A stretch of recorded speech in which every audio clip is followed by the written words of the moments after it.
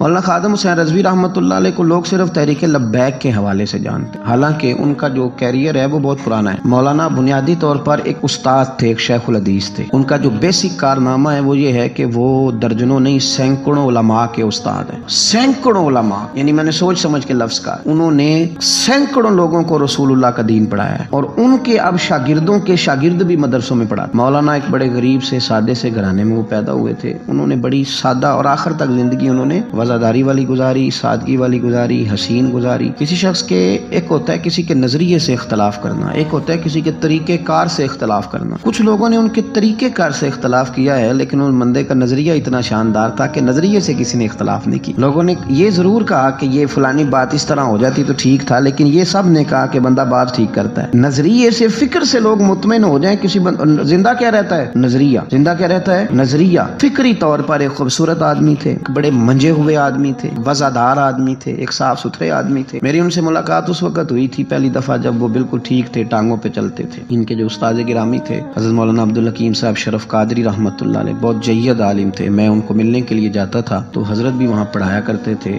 لاہور جامعہ نظامیہ میں، تو وہاں ان سے پہلی ملاقات ہوئی۔ پھر انہوں نے جو جماعت سب سے پہلے بنائی تھی اس کا نام تھا انجمن فدا یعنی ختم نبوت۔ اس جماعت سے انہوں نے کام کا آغاز کیا، اور بڑے اوائل میں، بڑے شروع میں انہوں نے ختم نبوت کے تعلق سے مختصر سے کام کا آغاز کیا، اور بڑی جلدی ان کا کام پھیل گیا۔ مکی پیر مکی دربار میں یہ اوقاف کی مسجد کے سرکاری خطیب تھے، لیکن حضرت ممتاز قادری صاحب رحمۃ اللہ علیہ کی شہادت پہ انہوں نے سرکاری ملازمت چھوڑ دی۔ اس کے بعد انہوں نے بڑی محنت کی، بڑی جد و جہد کی، بڑی کاوش کی، بیمار اور معذور ہونے کے باوجود بڑی کوششیں فرمائیں، اور بڑے نڈر تھے، بڑے بے باک تھے، بڑے خوبصورت تھے۔ سب سے بڑی بات یہ تھی کہ سکہ عالم دین تھے۔ جماعت میں کسی بھی سیاسی جماعت کے پاس اتنا تگڑا بندہ نہیں جس طرح کہ حضرت مولانا خادم حسین رضوی صاحب۔ میری ان سے تسلسل، جیل جانے سے پہلے میں ملا، جیل سے آئے تو پھر ملا۔ میں گرچہ ان کی جماعت میں کبھی شامل نہیں ہوا، لیکن فکری طور پر ان سے جو کہ پہلے کا ایک تعلق تھا، ابھی بھی 24 اکتوبر کو پچھلے مہینے کی وہ گجرات جا رہے تھے تو کچھ دیر ہمارے پاس رکے، اور دیر تک وہ باتیں کرتے رہے، اور دیر تک ان کی میں باتیں سنتا رہا۔ پھر وہ مجھ سے کچھ سوالات پوچھتے رہے، میں ان کے جواب دیتا رہا۔ پھر اچانک جو ہے وہ کچھ دن پہلے خبر ملی کہ ان کا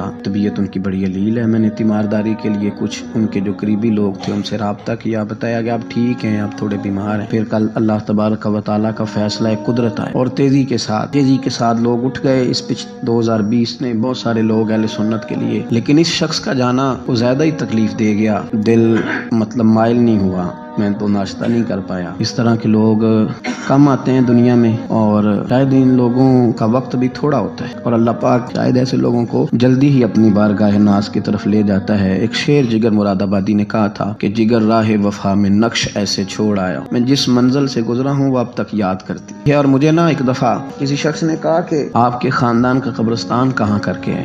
لوگ لکھنے والے جو لوگ ہوتے ہیں وہ پوچھتے رہتے ہیں کہ اس بندے نے کیا وصیت کی ہے، تحریری والے لوگ۔ تو میں نے انہیں کہا کہ قبر بھی بانی جائے گی۔ تو مجھے کہنے لگے کہ کس طرح کر کے پتہ چلے گا؟ تو میں نے کہا تے اکھاں جدو میٹیاں تے پھر زمانہ مینوں روے، اپنا تے اپنا بیگانہ مینوں روے گا، تے جدو نہ میں دسیا میں خارا نوں میں خانے وچ، پھر جام ٹوٹ جان گے میں خانہ مینوں روے گا۔ کئی لوک لوک رون گے تے کئی بک بک رون گے۔